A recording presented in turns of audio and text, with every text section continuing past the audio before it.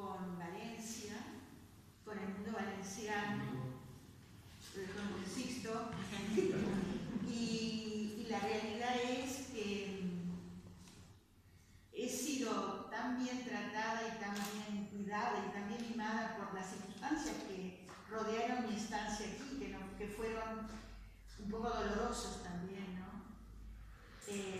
Pero realmente tengo que agradecer muchísimo a CIMAD, porque en un momento muy complicado de mi vida estuvisteis al lado mío, muchos de los que estáis aquí, ¿no? Y yo estoy muy ligada a este pueblo, mucho.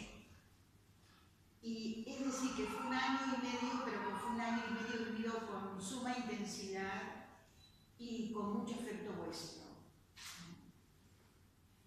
Y nunca voy a olvidar que mis 60 años los cumplí aquí, en la Casa de la Música, con la presentación de 2 libros, en una circunstancia muy especial, sin un solo pelo en la cabeza, porque estaba con un tratamiento de quimioterapia, recuerdo, y que además que fue un cumpleaños muy bueno para mí por el acompañamiento musical y por toda la gente que estuvo conmigo ese día.